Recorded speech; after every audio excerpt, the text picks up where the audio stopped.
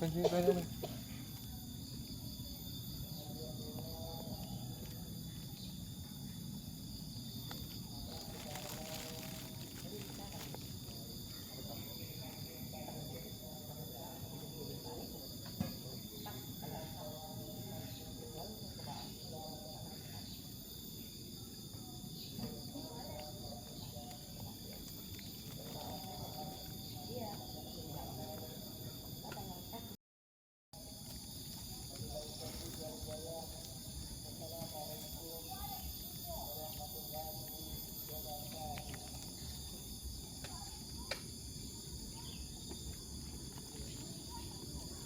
Kok udah pulang? Udah.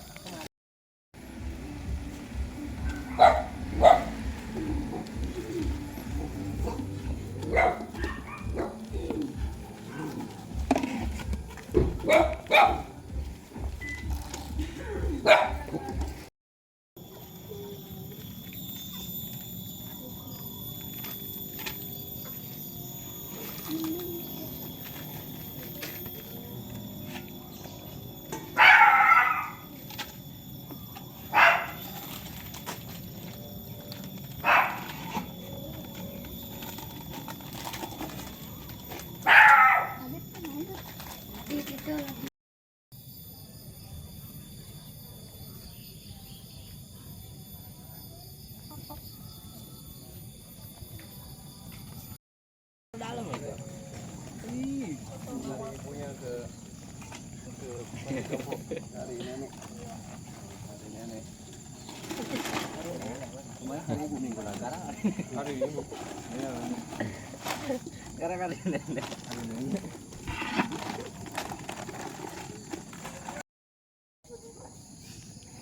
Nama budaya Banten.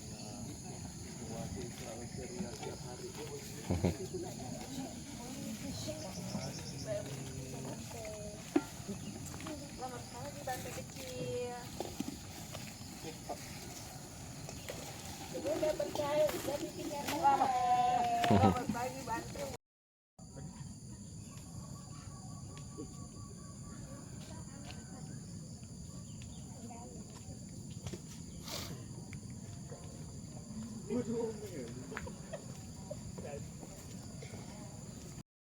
Ngon rồi.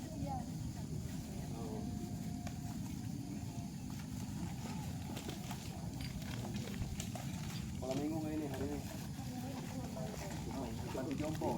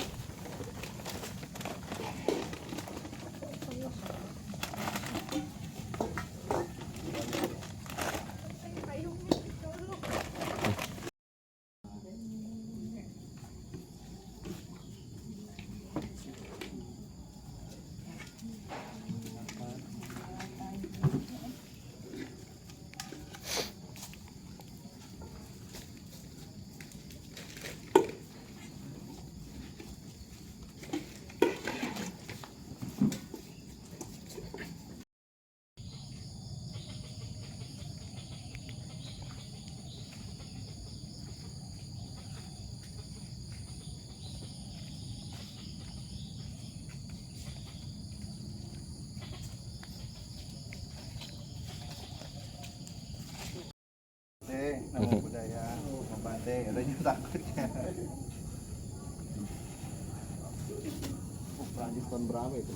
Waduh, nggak tahu dari apa gimana. Dilelang udah mahal.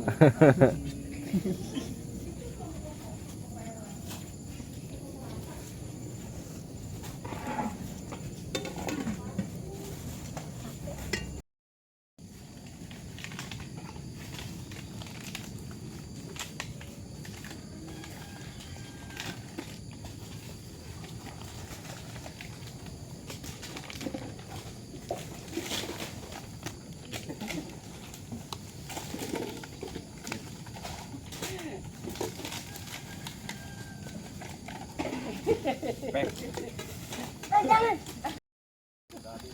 Dah.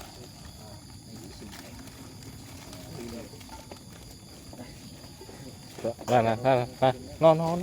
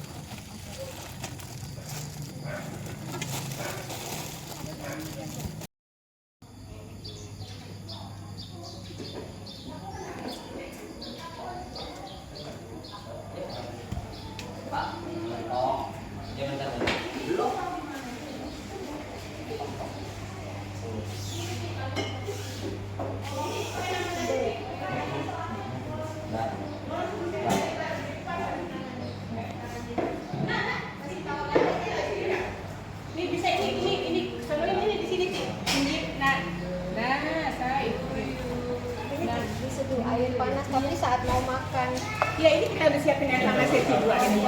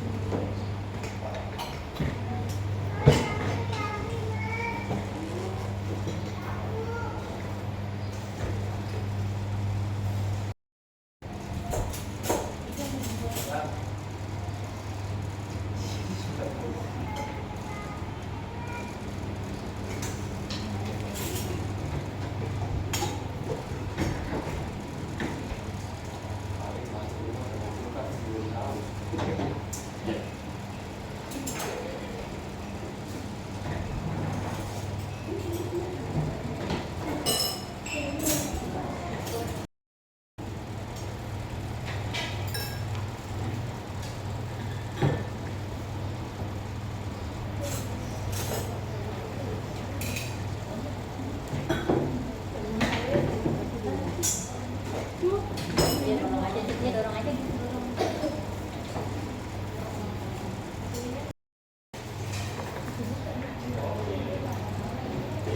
Sina itu open lagi. Ini. Ini nih. Nah, ini tolong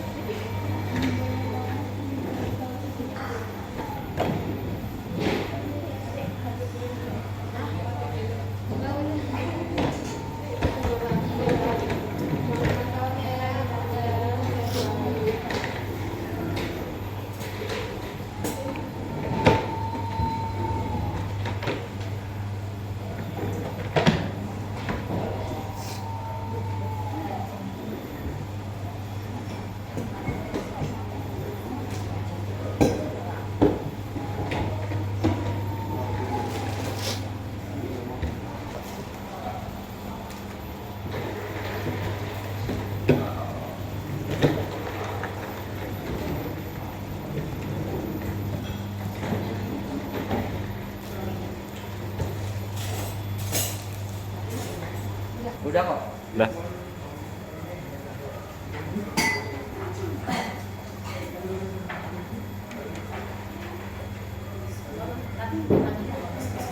Satu lagi. Nah.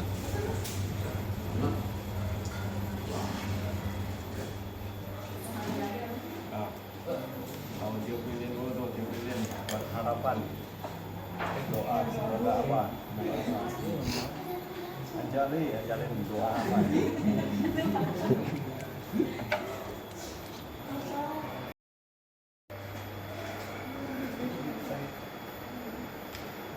sukses banyak rezeki. Ayo yang lain nyanyinya ayo.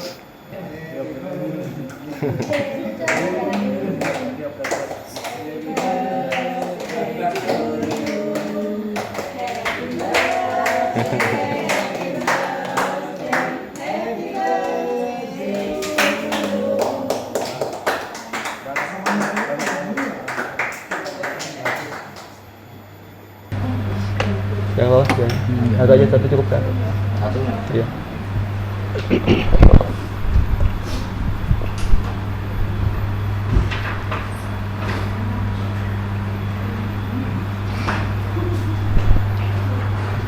Oh, dari bagian fotonya. Oh, ada gambar. Kalau gambar Buddha pasang ke tempat yang tinggi.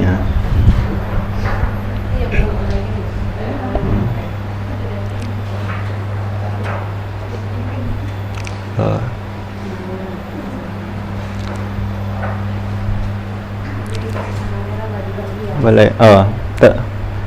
Sama merah pakai kainnya itu ambil. Nah, ambil. Tuh kain yang merah itu di depan itu. Nah.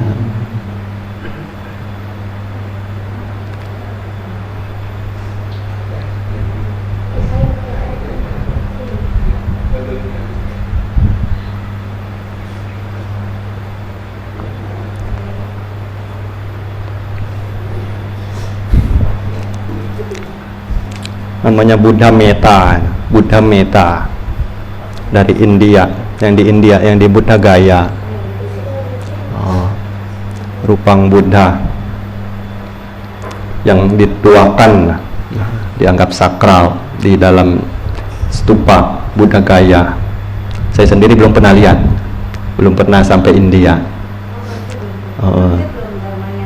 Belum. Makanya saya belum tahu masuk surga enggak. Kalau udah Dhamma Yatra kan masuk surga. Sehingga mau ke surga langsung nibbana saja lewat.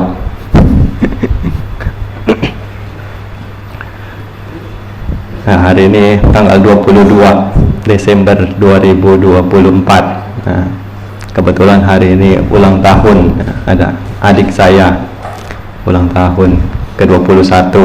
Nah, yang jadi datang mereka merayakan kecil-kecilan lah. Nanti biar potong sendiri yang ulang tahun ya, bagi rata, bagikan potong buat para bantenya sama Nera nih, lihat hitung ada berapa, dibagi semua buat berkah. Jadi kalau sudah apapun itu dibagi-bagi bisa rata. Jadi kebahagiaan. Kalau punya sendiri, makan sendiri, ada yang beda. Mungkin kenyang perut sendiri, tapi rasa puasnya kurang. Tapi kalau kita punya walau sedikit, bagi rata. Nah, ada kebahagiaan di sana. Jadi ada kekompakan. Ini kalau dilihat zaman sekarang, di mana kehidupan ya melimpah lah untuk hidup para biku. Kalau dengar cerita dari Lumpur zaman dahulu, zaman masih agama Buddha itu baru-baru saja dikenal di Thailand, biku hutan, biku Kamathana, di mana beliau pindah patah, kadang dapat itu hanya nasi, nasi ketan, lalu dapat telur rebus. Telur rebus itu satu butir telur rebus. ada biku tinggal sama-sama. Ada samanera juga satu. Biku tinggal sama-sama sekitar 4-5 orang. Itu satu telur rebus. Disuruh ke umat yang bantu untuk ambil daun pisang dulu. Begitu ambil daun pisang, dibuat seperti mangkuk. Karena zaman itu juga susah cari mangkuk, tinggal di hutan, pakai daun pisang. Lalu sudah dibuat mangkuk kecil-kecil, kemudian ambil garam. Lalu telurnya itu dibejak-bejak, satu butir, bejak-bejak, kasih garam sedikit, tempatkan di mangkuk pisang kecil itu, bagi rata semua. Nah, seperti itu bisa dapat semua. Nah, itu cara hidup. Ya, jadi kehidupan kita bukan hanya untuk pikir mau kenyang sendiri, tapi kalau misalnya kita bisa bersama-sama, bisa berbagi, nah inilah kebahagiaan. Makanya dalam Buddha Sasana itu mengajarkan dana. Dana itu adalah berkorban, memberikan apa yang dimiliki, tetapi tidak juga sampai berlebihan. Kita punya berapa, juga berikan sebanyak itu. Kalau misalnya berlebihan juga tidak bijak, sampai harus hutang pinjam juga tidak bijak, sangat tidak layak. Jadi sesuai dengan kemampuannya. Tapi punya banyak juga kasih sedikit sekali, juga tidak kerasa. Pengorbanan kurang terasa, walaupun ada nilainya, tetapi tidak, latihannya itu tidak dapat. Kurang, ada yang kurang. Makanya harus disesuaikan. Apapun itu namanya berlatih. Lalu jaga sila, ingat 5 sila. Sebagai umat awam itu perlu dijaga dengan baik. Barang siapa jaga Pancasila Buddhis dengan baik, itu sudah dapat jaminan tidak akan masuk penjara. Kemakmuran akan bertambah. Kalau meninggal dunia juga akan masuk ke alam surga. Dan juga dengan menjaga sila dapat mengantarkan menuju nibbana. Nah, inilah buah daripada sila Pancasila Buddhis yang Sang Buddha itu telah ajarkan, mulai dari panatipata, tidak melakukan pembunuhan makhluk hidup atau menyakiti makhluk hidup, pencurian barang yang tidak diberikan, perbuatan asusila, lalu kemudian ucapan yang tidak benar, serta minum-minuman keras yang dapat menyebabkan lemahnya kesadaran. Nah, 5 ini dijaga baik-baik sebagai umat awam. Selanjutnya juga kalau ada waktu, cari ketenangan dengan meditasi, dengan mengembangkan cita bawana. Nah, lalu inilah ajaran Buddha di mana hukum karma itu adalah apa yang pasti, apa yang kita tanam itulah yang akan kita petik. Ada satu cerita di mana hukum karma di zaman Sang Buddha itu pernah terjadi dengan begitu nyatanya. Jadi suatu ketika terdapat 3 rombongan, para biku yang berniat untuk menemui Sang Buddha. Di Wihara Jetavana, di India sana. Zaman Sang Buddha masih hidup, namanya masih belum India, masih Jetavana, di Sawadhi. Nah, di sini ada 3 rombongan biku. Rombongan pertama itu lewat perairan, naik kapal. Rombongan kedua juga jalan, ada perjalanan darat. Rombongan ketiga juga lewat pegunungan, bebatuan. Lalu rombongan yang pertama ini ketika jalan melihat ada gagak, ada gagak terbang tiba-tiba langsung menyambar pohon yang sedang terbakar. Jadi begitu pohon kebakaran, gagak itu langsung ke sana, secara tiba-tiba terbang ke sana, lalu mati, gagak itu kebakar. Nah, lalu rombongan yang berikutnya yang lewat air, kini lewat air, naik kapal, tiba-tiba tengah lautan, kapalnya itu mati. Mesin kapal mati, dihidupkan bagaimanapun tidak bisa. Banyak orang dalam kapal itu. Nah, kini cari cara jalan keluar. Bagaimana caranya? Sampai ada satu yang mengatakan, mungkin di antara kita di dalam atas kapal ini ada yang pembawa sial. Lalu buat undian. Kalau siapa nanti bawa sial, diceburin saja. buat undian. Tahu siapa yang dapat? Yang dapat ternyata istri kapten kapal. Satu kali dapat. Waduh, kapten kapal gimana ya, ini istri sendiri gitu kan. Ulang lagi. Kalau mungkin orang lain udah langsung sekali aja, ini istri ulang lagi. 2 kali dapat lagi, istrinya lagi kena undian. Ulang lagi, ketiga kali lah. Kalau 2 kali masih belum outdoor. Oke, 3 kali. Begitu 3 kali ambil undian, istrinya dapat lagi. Waduh, 3 kali. Orang-orang udah pada marah lah.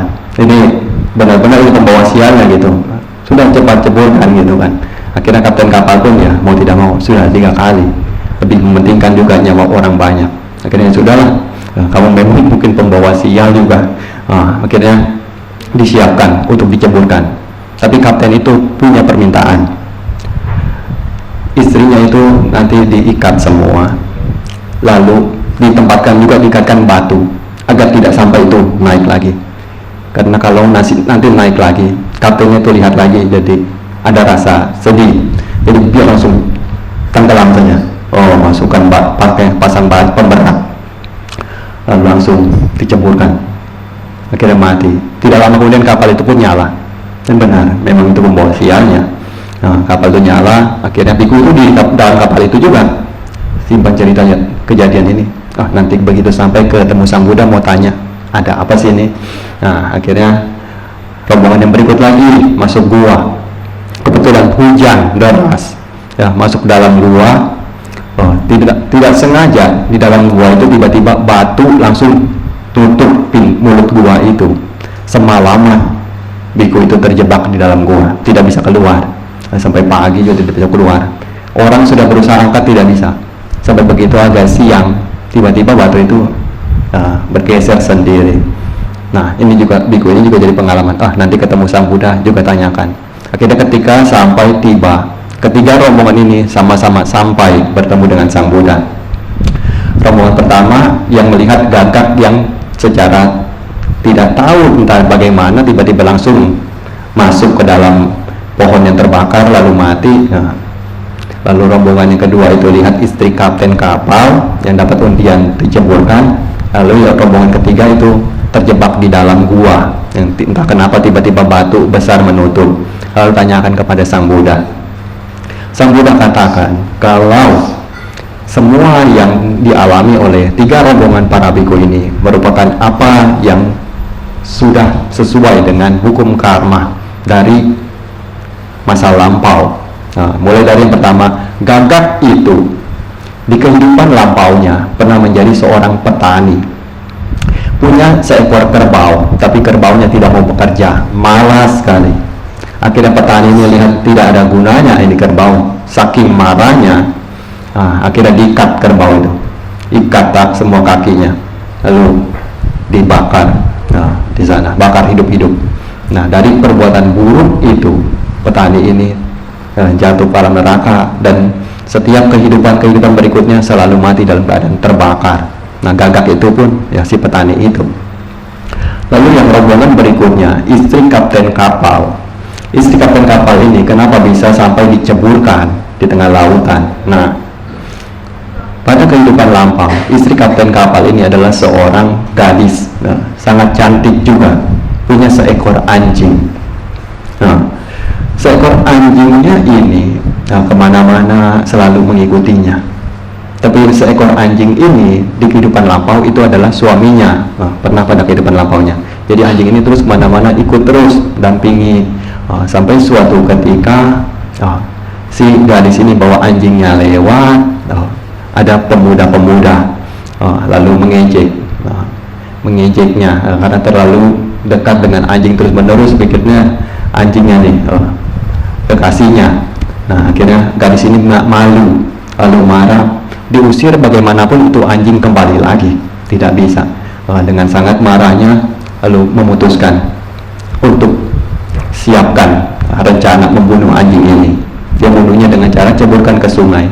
Tapi anjing diceburkan ke sungai bisa berenang. Nah, bagaimana caranya biar mati? Lehernya itu diikat dengan tali, lalu ditempatkan batu yang besar, lalu ceburkan. Jadi anjing juga tidak bisa angkat batu itu dan mati. Dan itu sama terjadi dengan si istri kapten ini. Dia juga diikat batu, lalu tercebur dan tenggelam. Nah, makanya dari karma itu, istri kapten ini selalu setelah masuk neraka juga pada kehidupan berikutnya mati dengan cara tenggelam. Nah, akibat dari perbuatan buruknya itu. Lalu yang ketiga itu adalah rombongan para biku yang terjebak di dalam gua. Kalau ini itu adalah sebelumnya para biku ini adalah anak-anak desa, ya, anak-anak kampung, bisa main-main, lihat ada biawak, ada kadal, ada kadal, mau ditangkap tidak bisa, tapi kadal ini malah masuk ke dalam lubang. Sudah dikejar sampai ke dalam lubang, tidak bisa tangkap. Akhirnya anak-anak ini tutup lubangnya, ditutup dengan bebatuan. Nah, lalu pada keesokan harinya anak ini lupa untuk buka lubangnya itu kan, sampai esok hari sudah agak siang baru teringat, ingat pernah tutup lubang kadalnya. Akhirnya dia berusaha datangi, dia buka. Kadal itu pun keluar sudah dalam keadaan lemas sekali karena tidak makan, tidak dapat minum.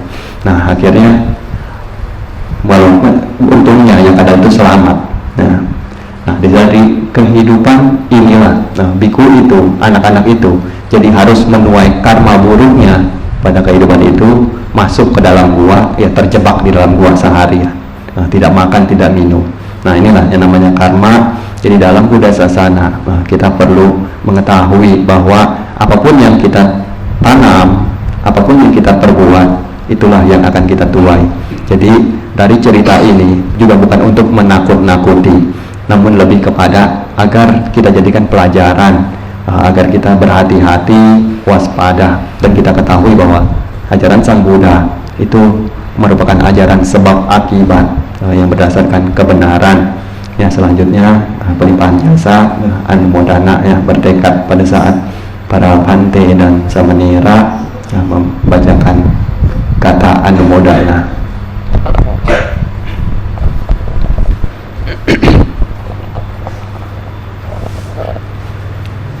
Yatha wariwaha pura paripurenti sagarang ewa mewa ito dinang petanang upakapati icitang patitang tumhang kipami wasami jatu sabe purentu sangkapa cando panaraso yatha manijoti raso yatha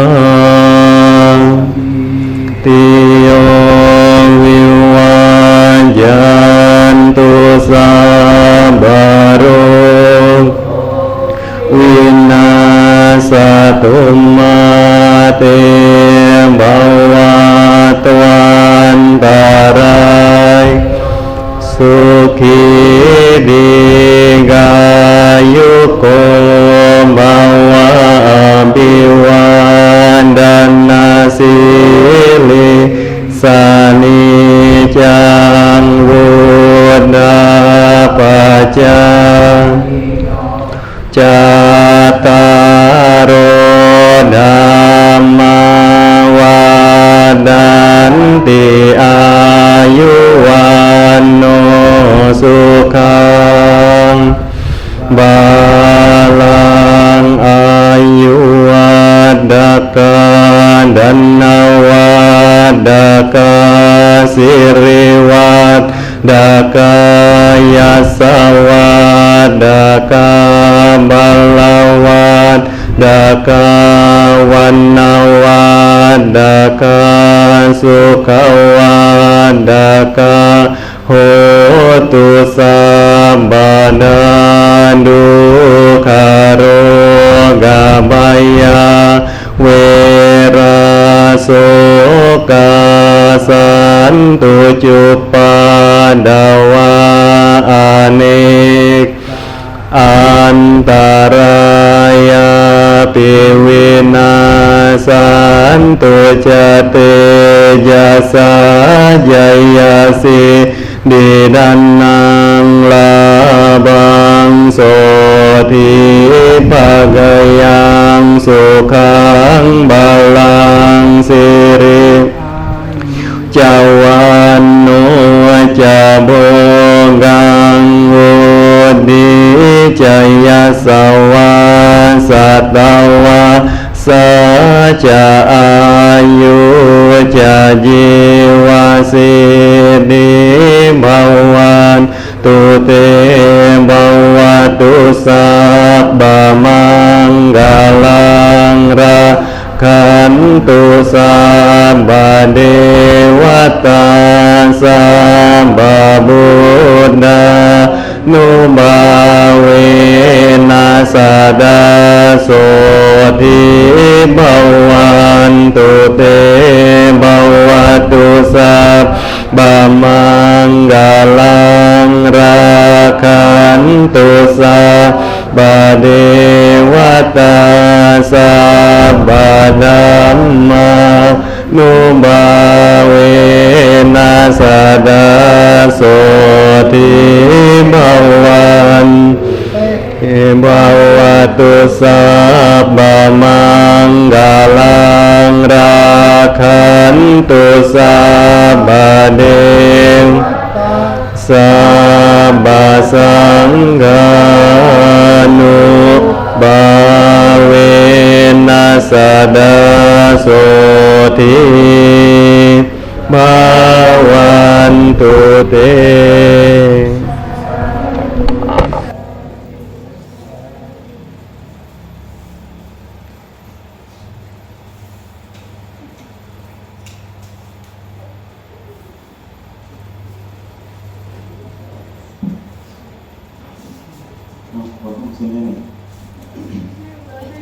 Boleh.